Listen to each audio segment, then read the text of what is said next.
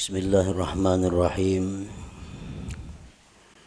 Alhamdulillahilladzi fataha li awliyaihi baba mahabbatihi wa ta'atihi wa waffaqahum li ta'atihi wa khidmatihi.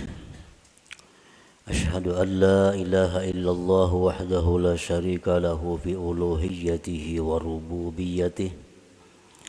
Wa ashhadu anna sayyidana Muhammadan abduhu wa rasuluhu khairu khalqih. Allahumma salli wa sallim wa barik ala sayyidina wa maulana Muhammadin khairi khalqih wa ala alihi wa ashabihi wa azwajihi wa dzurriyyatihi wa adba'ihi. Amma ba'du. Yang kita hormati dan kita cintai para habaib dan para alim ulama, para muhibbin, hadirin, hadirat, rahimakumullah. Pertama-tama kita panjatkan puji dan syukur yang setinggi-tingginya kehadirat Allah Subhanahu wa ta'ala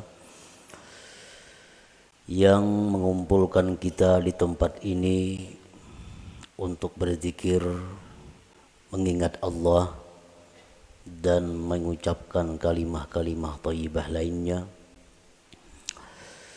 Kita berharap kepada Allah agar di dunia ini selalu dikumpulkan dalam kebaikan dan takwa, dan di akhirat nanti dikumpulkan bersama-sama dengan junjungan kita Rasulullah sallallahu alaihi wasallam.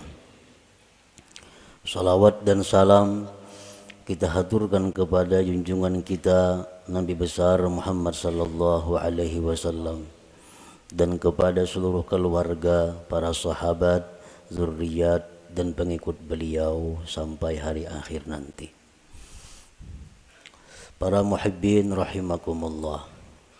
Sebelum kita membaca kitab Al-Hikam, terlebih dahulu kita mengenal bahwa kitab Al-Hikam ini dikarang atau disusun oleh seorang waliullah, yaitu Ahmad bin Muhammad bin Abdul Karim bin Abdurrahman bin Abdullah bin Ahmad bin Isa bin Husain ibni Athaillah. Dan beliau wafat pada tahun 709 Hijriah di Qahirah, Mesir. Kemudian kitab Al-Hikam ini merupakan salah satu daripada yang beliau karang. Hikam itu adalah kalimat jamak yang artinya kumpulan daripada hikmah.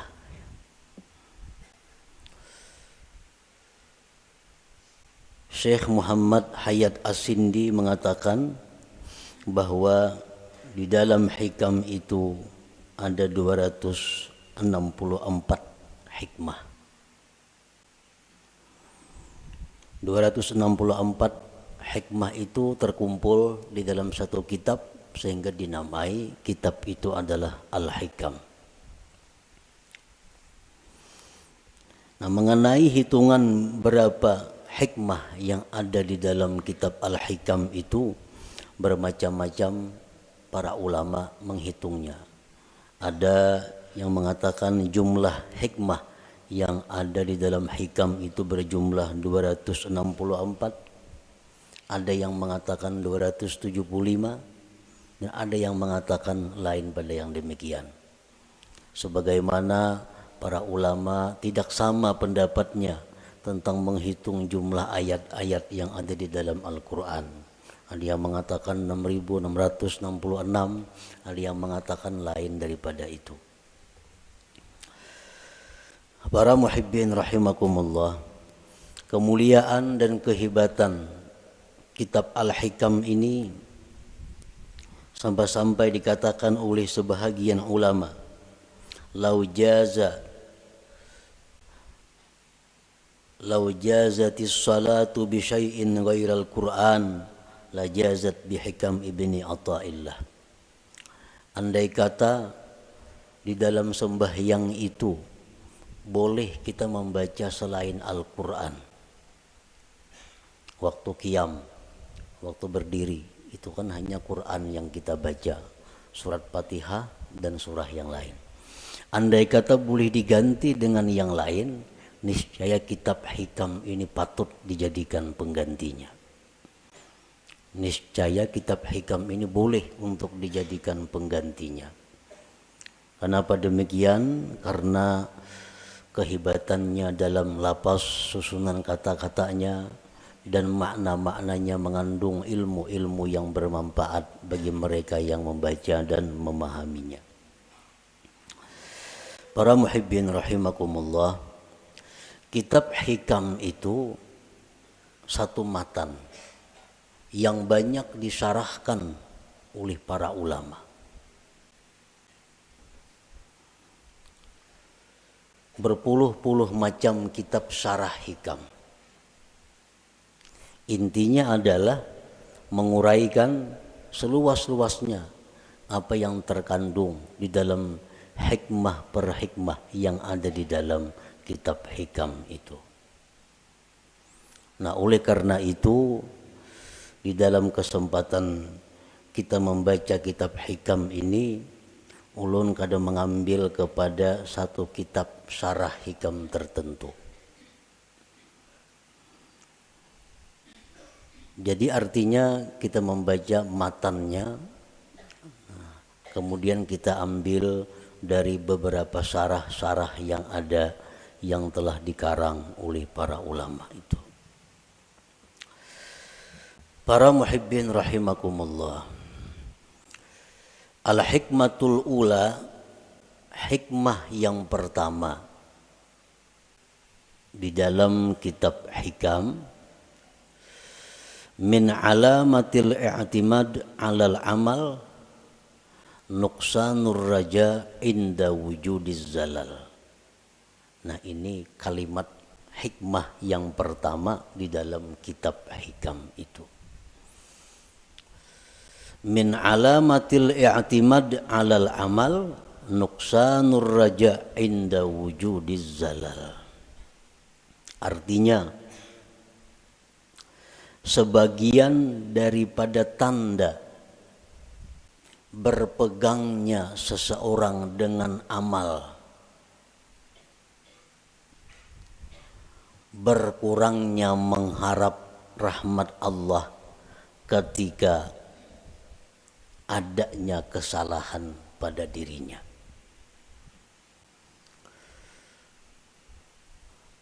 Apabila kita melakukan satu dosa, apabila kita ketinggalan satu wirid yang rutin,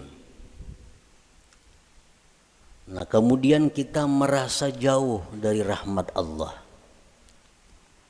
kita merasa jauh daripada kasih sayang Allah, itu menunjukkan bahwa kita namanya berpegang dengan amal.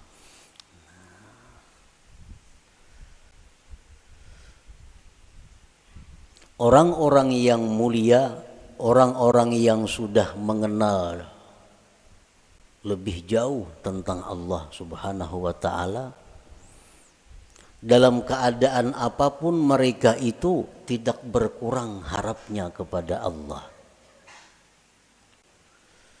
Baik mereka dalam melakukan taat atau mereka sedang diuji dengan kemaksiatan, harap mereka kepada Allah tetap sama.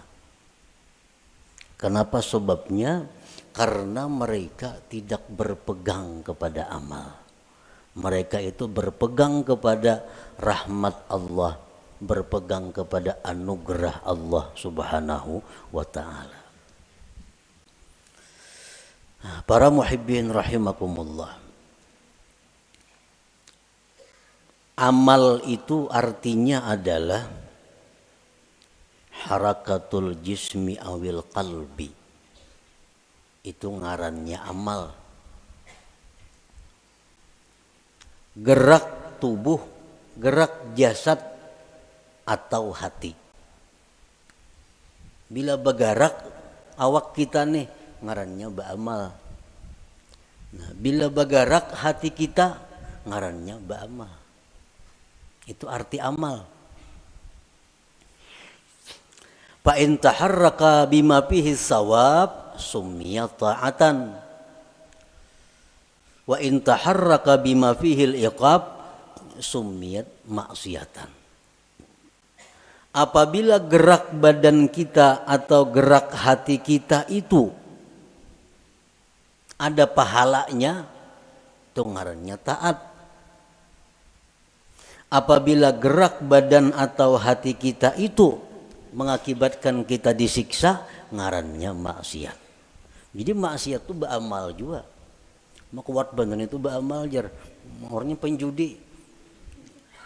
Kawah jadi padahal kan pak amalnya. Karena amal itu artinya gerak badan atau gerak hati. Bila bapahala ngarannya taat, bila maksiat bilanya disiksa ngarannya maksiat. Itu arti amal. Para muhibbin rahimakumullah, kemudian yang kita fokuskan perhatian kita adalah amal yang mendatangkan sawab, pahala atau taat. Kita tinggalkan amal yang mendatangkan siksa, yaitu maksiat. Nah, amal taat ini ada 3. Amal taat itu ada 3. Pertama ada amal syariat ngarannya. Yang kedua ada amal tarikat. Yang ketiga ada amal hakikat. Ini ketiga-tiganya adalah taat. Ketiga-tiganya adalah taat. Baik amal kita ini syariat, baik amal kita ini tarikat, atau amal kita itu hakikat, itu sama-sama mendatangkan pahala.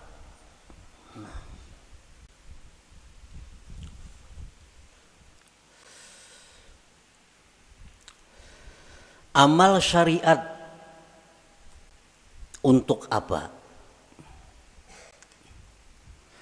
Para ulama tasawuf mengatakan amal syariat itu gunanya li islahil jawarih, untuk membaguskan anggota tubuh kita. Membaguskan mata, membaguskan telinga, membaguskan mulut, membaguskan tangan, membaguskan kaki.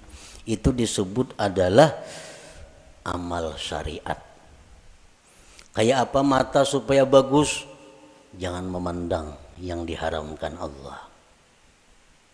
Kayak apa mulut nang bagus? Jangan berkata-kata yang dilarang Allah. Kayak apa batis nang bagus? Jangan melangkah kepada jalan yang diharamkan Allah. Kayak apa tangan nang bagus? Jangan menjamah atau menyentuh yang dilarang Allah. Nah, membaguskan anggota-anggota tubuh kita ini itu urusan amal syariat ngarannya.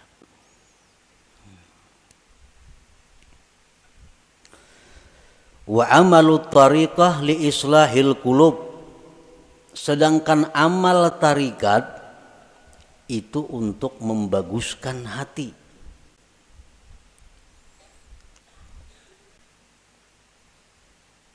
Amal tarikat itu gunanya adalah membaguskan hati.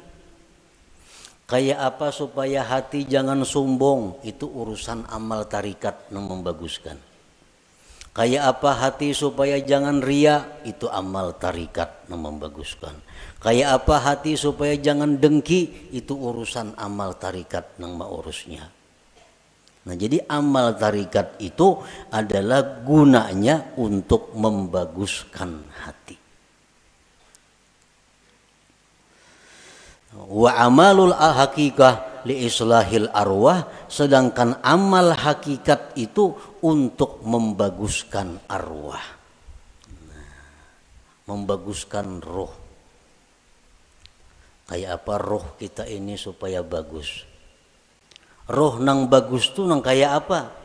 Roh nang bagus tuh roh yang mengenal Allah. Roh yang bagus, roh yang mengenal Allah. Nah, kayak apa supaya roh kita ini bisa mengenal Allah? Itu urusan amal hakikat nang maaturnya. Urusan amal hakikat nang menuntunnya kepada demikian itu. Nah, jadi kita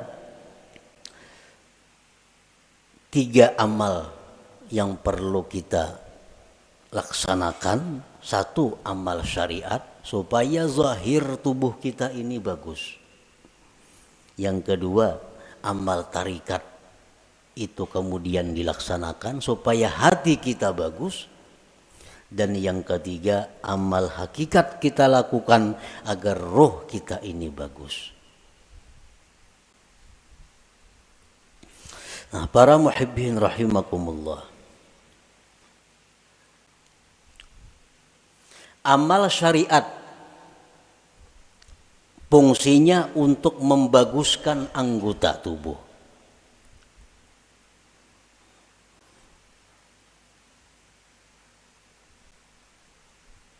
Amal syariat fungsinya untuk membaguskan anggota tubuh. Apa inti daripada amal syariat itu? Amal syariat itu saling banyakan. Tetapi kembali kepada 3 pokok. 3 pokok inilah yang disebut dengan amal syariat. Pertama, tobat. Nah, pertama tobat. Yang kedua takwa.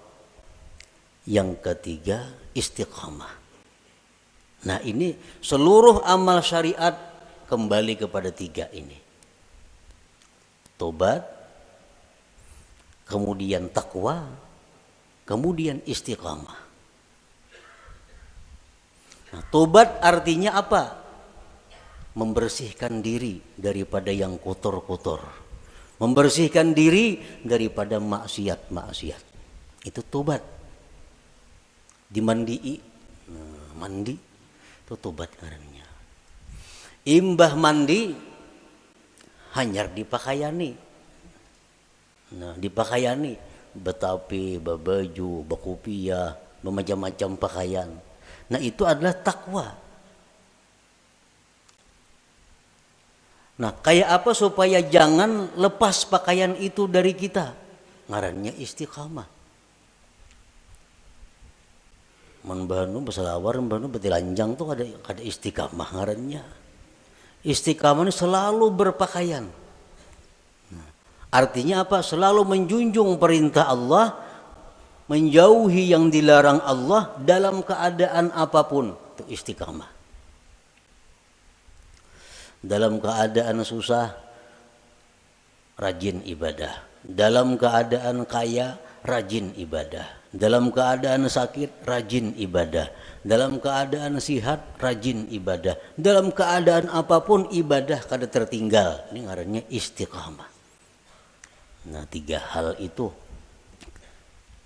urusan amal syariat.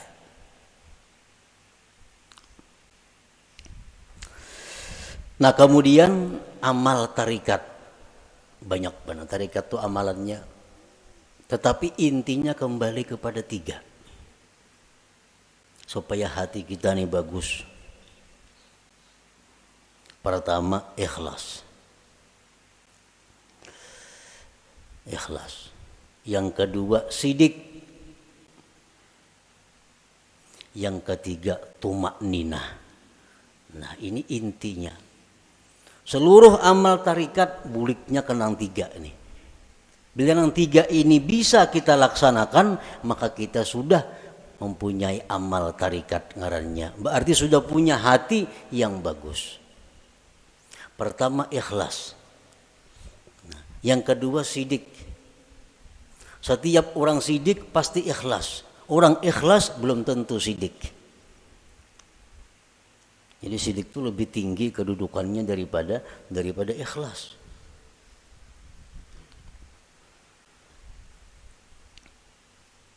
Orang sembahyang itu bisa ikhlas, belum tentu sidik. Belum tentu sidik. Buktinya apa? Belum tentu sidik. Seringkali kita mengucap dalam sembahyang itu Bismillahirrahmanirrahim, mulut kita. Tapi hati kita di manakah? Hati kita di rumah. Itu kada jujur ngarannya. Kalau orang yang jujur mulutnya Bismillahirrahmanirrahim, hatinya Bismillahirrahmanirrahim. Nah, jadi kedudukan sidik lebih tinggi daripada ikhlas. Nah, yang ketiga tumakninah. Tumakninah itu artinya tentramnya hati dengan Allah. Tentramnya inya tuh lawan Allah nang tentram. Lawan keluarga, anak, bini, laki, duit, harta, kekayaan, pangkat itu kadang membuat inya tentram.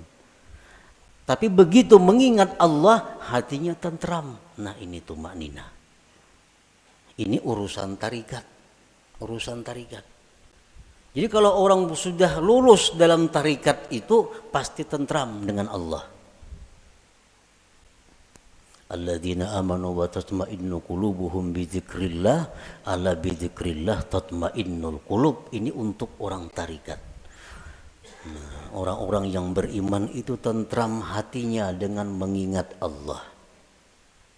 Nah, jadi kalau kita sudah bertarikat, lulus dalam tarikat itu, pasti kita tentramnya kita dengan Allah. Tak kumpul lawan siapa saja kadang membuat tentram. Tapi begitu kita ingat Allah, walaupun saurangan di hutan belantara, tetap tentram hatinya. Nah, ini sudah orang yang lulus dalam tarikah ngarannya. Nah, yang ketiga, hakikat, amal hakikat. Hakikat tadi gunanya untuk membaiki roh. Roh yang baik itu roh yang kenal Allah. Nah, kayak apa roh kita ini supaya kenal Allah? Itu urusan amal hakikat, pekerjaan hakikat. Dan inti pekerjaan hakikat itu kembalinya kepada tiga. Pertama, murakabah. Nah, murakabah. Murakabah itu artinya merasa dirinya selalu diawasi oleh Allah, merasa ditilik oleh Allah, merasa diperhatikan oleh Allah. Lalu kada wani berbuat hal-hal yang kada baik karena selalu diawasi oleh Allah. Nah, itu murakabah. Bila orang tuh kawak nangka itu merasa diri diawasi oleh Allah siang malam, di kamar, di rumah, di pasar, di kantor, di hutan, di perumahan, merasa selalu diawasi Allah, maka orang ini akan diberi Allah musyahadah. Nah, musyahadah.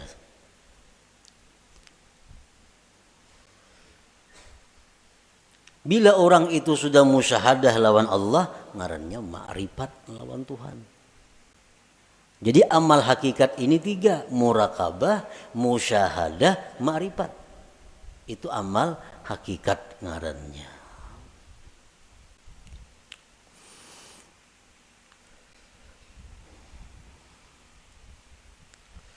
Wa'budillah ka'annaka tarah. Beribadahlah kamu kepada Allah seolah-olah engkau itu melihat Allah. Nah, itu musyahadah. Beribadahlah engkau melihat Allah. Itu musyahadah ngarannya. Tapi fa illam takun tarah, jikalau engkau belum mampu melihat Allah, fa innahu yarak, Allah melihat engkau. Nah, itu murakabah ngarannya. Kalau kita merasa dilihat oleh Allah siang, malam, bisukan, kamarian, dimanapun merasa dilihat oleh Allah, itu ngarannya kita murakabah. Satu saat kalau kita terus menerus demikian, kita akan musyahadah. Kita akan musyahadah. Bila musyahadah itu diberi ma'rifat ujung-ujungnya.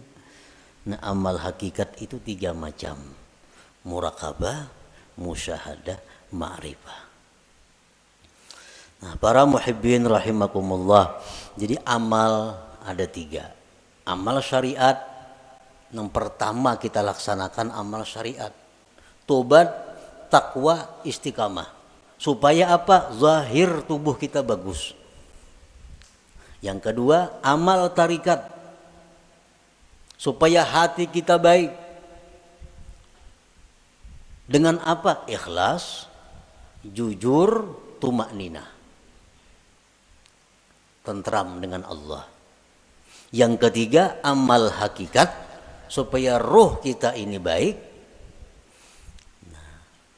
Murakabah, musyahadah, ma'rifat. Para ulama sufi mengatakan la yasihul intiqal ila maqamin hatta yuhaqqika ma qablah. Tidak sah seseorang itu berpindah ke suatu makam, ke suatu amal, ke suatu perbuatan sebelum memantapkan sebelumnya. Sebelum mantap nang pertama jangan berpindah. Nang pertama apa tugas kita? Syariat. Amal syariat. Nah, jangan hendak masuk ke amal tarikat amun ini belum mantap.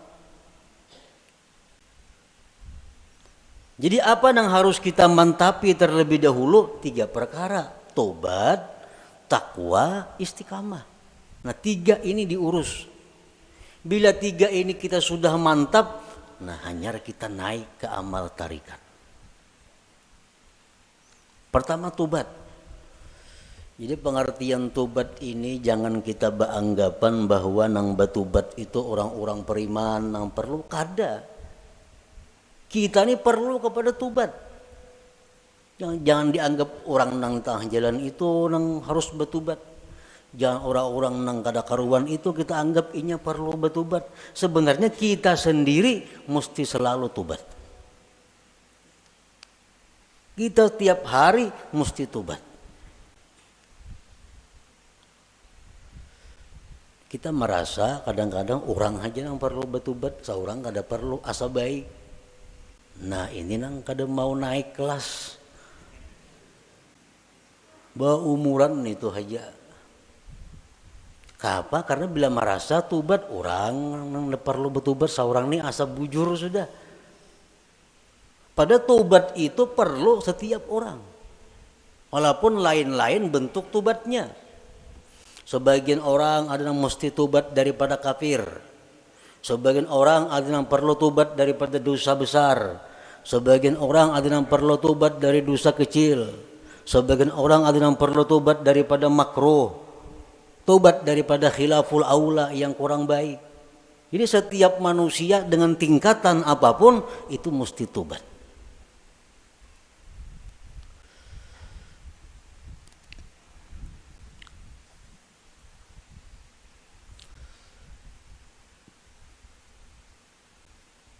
Nah kita sudahlah bertobat, sudah. Dulu minum arak, sekarang ampih.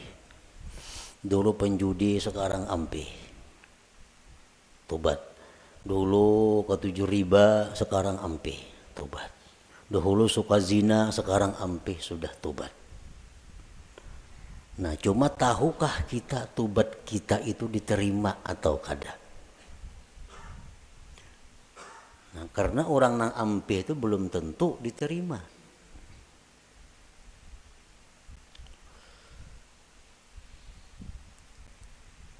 Intinya adalah diterima.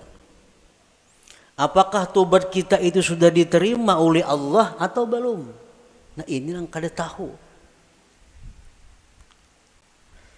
Maka kita kada boleh naik ke suatu makam, ke suatu tingkatan sebelum memantapkan tingkatan yang pertama, hanya tingkatan yang kedua, mantap nang kedua, hanya naik ke tingkatan nang ketiga. Selama kita belum biris tingkatan syariat, kada akan bisa kita mengaji ilmu tarikat. Mengaji bisa, paham bisa, memakai pasti kada kawa. Memakai pasti kada kawa. Mau kada kawa.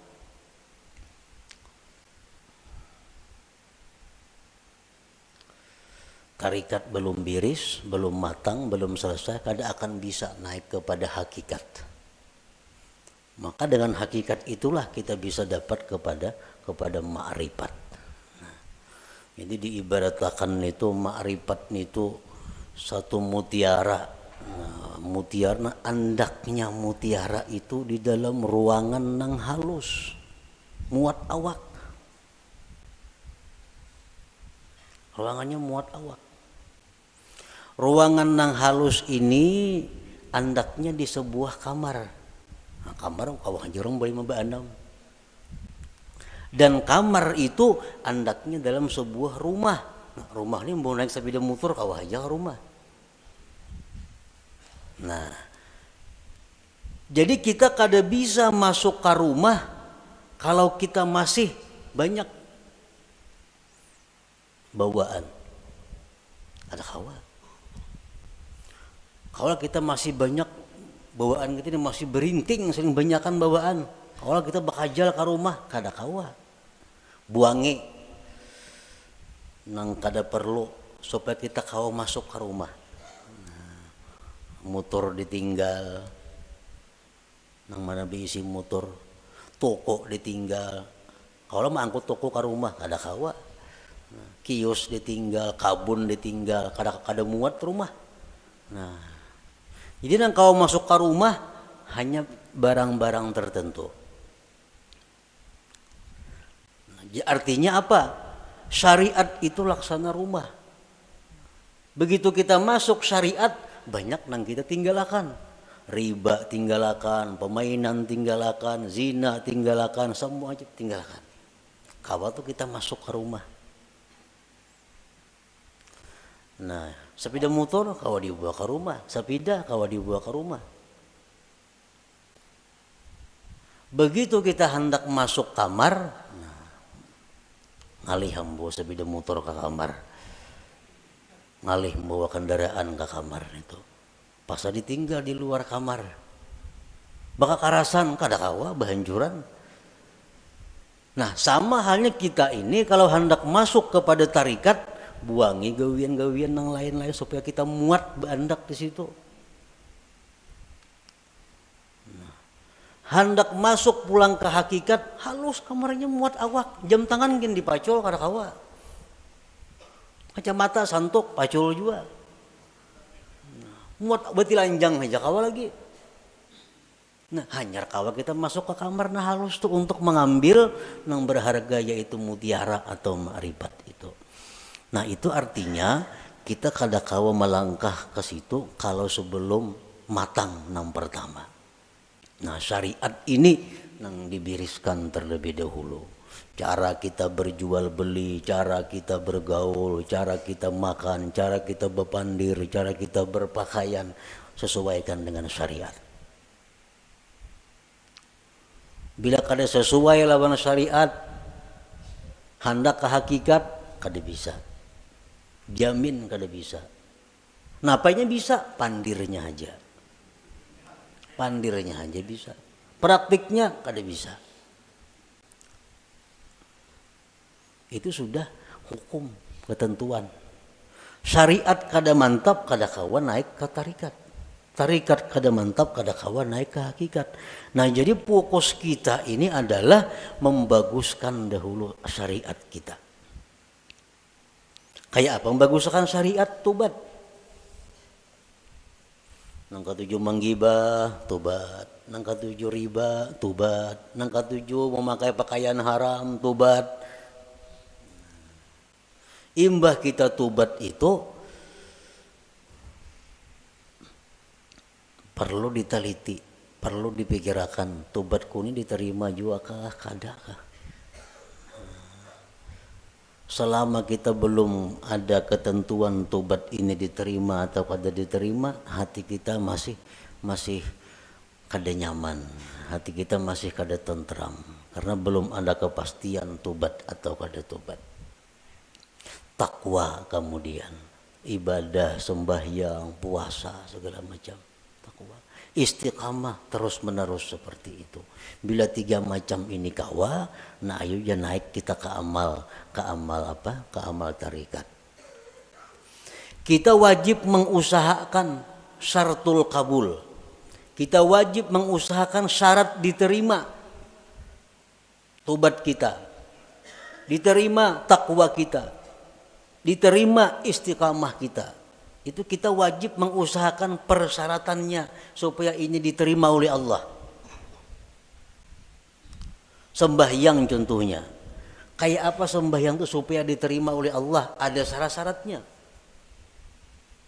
Yang pertama, supaya sembahyang itu diterima oleh Allah, syaratnya adalah ilmu. Fakullu man bighairi ilmin ya'malu amaluhu mardudatun la tuqbalu. Tiap-tiap orang yang bekerja beramal tanpa ilmu ditolak, tidak diterima. Jadi sembahyang kita ambil contoh amal syariat sembahyang contohnya, supaya sembahyang ini diterima Allah kayak apa? Satu, punya ilmu. Belajar bujur-bujur sembahyang tuh. Rukuk kayak apa, sujud kayak apa, amun masbuk kayak apa, kada salat membaca Fatihah kayak apa caranya.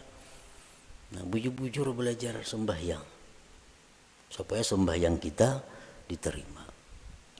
Yang kedua, supaya diterima sembahyang itu ikhlas. Berhubung ini amal syariat, ikhlasnya pun ikhlas syariat. Ikhlas syariat yang kayak apa? Sembahyang mengharapkan surga, sembahyang karena takut lawan api neraka, ikhlas menurut syariat.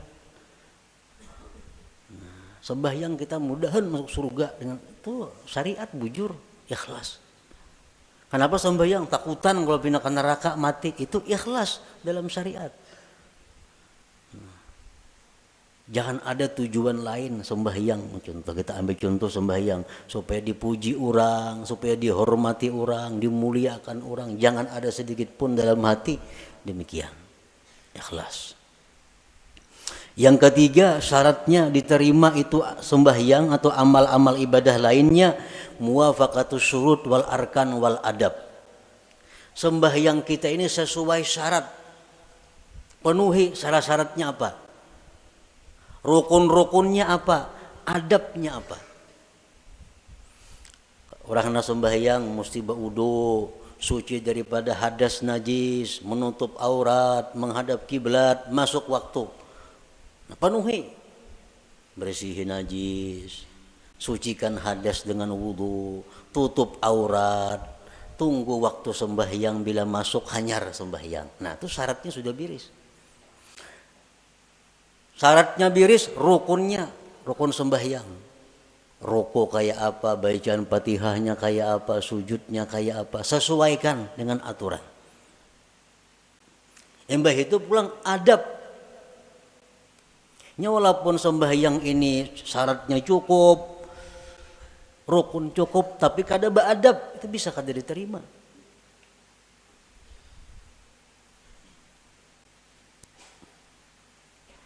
Sesuaikan adabnya. Contohnya contohnya sembahyang pakai pinggang aja. Allahu Akbar, nah pakai pinggang. Ini lawan syarat kada bertentangan, lawan rukun kada bertentangan, tapi adab bertentangan. Allah kada menerima sembahyang kayak ini. Harap tinggi Tuhan sembahyang kayak itu. Allahu Akbar. Nah. Jadi adab sembahyang termasuk nang sunat-sunat dalam sembahyang dilaksanakan. Yang keempat, ada mubtilat wal mukrihat wal makruhat. Tidak ada yang membatalkan dan yang dibenci Allah. Sembahyang atau ibadah kadang-kadang membatalkan, kadang-kadang dibenci Tuhan. Kita gawi semua nang sunat, jauhi nang makruhnya. Yang kelima, al halal fi ma yata'allaqu bih. Halal pada sesuatu yang berhubungan dengannya. Nah, pada berhubungan, makan, minum untuk tenaga, pakaian, tempat. Itu mesti halal. Rasulullah bersabda, "Man akala luqmatan min haram lam tuqbal minhu salatu arba'in lailah." Orang yang makan satu suap daripada makanan yang haram tidak diterima sembahyang 40 malam. Sasuap tuh kita makan nang haram 40 malam sembahyang kita ditolak Allah. Sepiring berapa suap?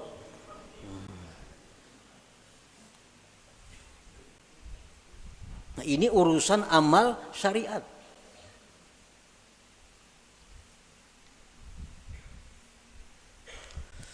Pakaian kita mesti halal.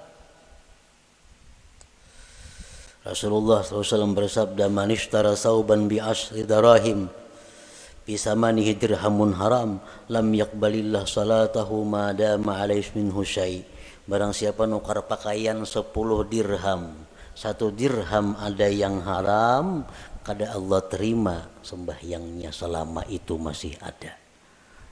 Nah, jadi kalau amal syariat ini kita biriskan dan kita usahakan syarat diterima oleh Allah, nah hanya kita melangkah ke amal hak tarikah, hanya ke amal tarikah. Para muhibbin rahimakumullah, Imam Ahmad ibnu Athaillah tadi mengatakan, termasuk tanda orang yang berpegang dengan amal, kurangnya berharap kepada Allah ketika terjadi maksiat pada dirinya.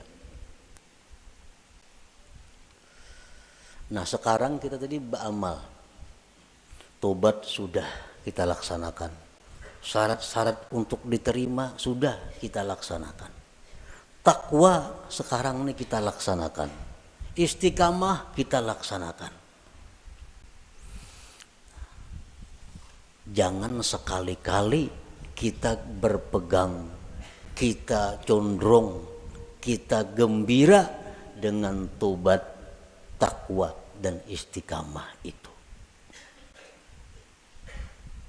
Jangan sekali-kali kita berpegang, jangan sekali-kali kita bersandar, jangan merasa gembira dengan tobat, takwa dan istiqamah tadi. Kenapa sebabnya? Karena takwa, tobat, istiqamah itu bagian amal syariat tuh, itu kada akan bisa memasukkan kita ke dalam surga. Ada perlu kita gembira dengan itu. Lalu apa nang kita gembirakan? Nang kita banggakan, nang kita gembirakan itu adalah rahmat Allah nang datang kepada kita sehingga kita bisa tobat, bisa takwa, bisa istiqamah. Nah, rahmat Allahnya ini nang kita gembirakan, bukan takwanya. Nah, bila kita menggembirakan dengan takwa yang kita lakukan, ngarannya berpegang dengan amal. Bila orang berpegang lawan amal itu, lawan Tuhan turun naik. Bila banyak maksiat asa jauh lawan Tuhan, bila berbuat taat asa parak lawan Tuhan. Padahal Tuhan tuh ada berjauh berparak sebenarnya. Nah, di situ kelemahan tauhid kita. Kenapa kita bila berbuat maksiat asa jauh lawan Tuhan, berbuat taat asa parak lawan Tuhan? Karena kita berpegang lawan amal. Jika kita berpegang dengan rahmat Allah, apapun keadaan kita selalu dekat dengan Allah.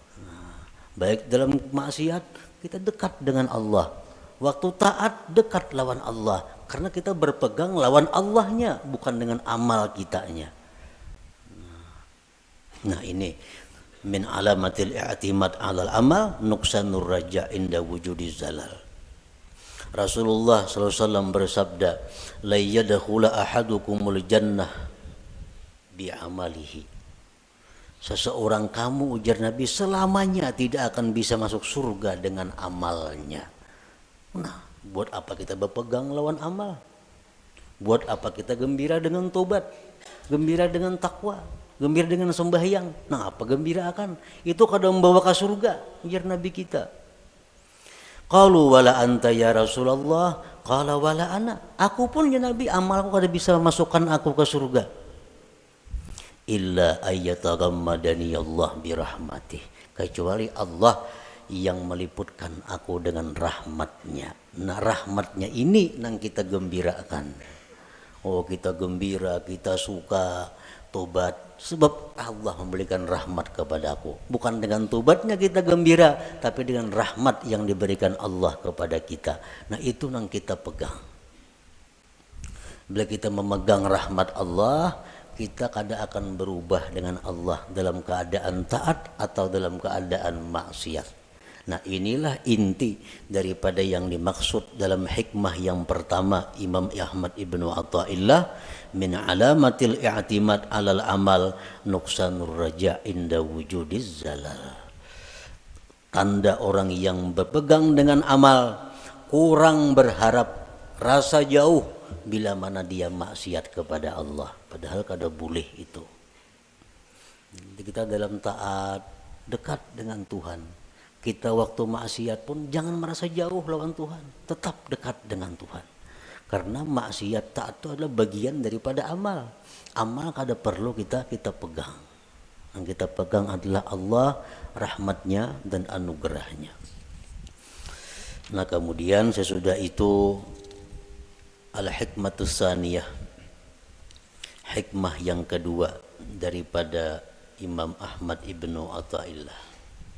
Iradatuka tajrid ma'a ikamatillah iyyaka bil asbab minasyahwatil khafiyah wa iradatukal asbab ma'a ikamatillah iyyaka bit tajrid inhitatun anil himmatil aliyah. Nah itu kita baca insyaallah pada minggu yang akan datang. La hadratin Nabi sallallahu alaihi wasallam al-Fatihah. A'udzubillahi minasyaitonir rajim. Bismillahirrahmanirrahim. Bismillahirrahmanirrahim. Maliki yaumiddin. Iyyaka na'budu wa iyyaka nasta'in. Ihdinas siratal mustaqim.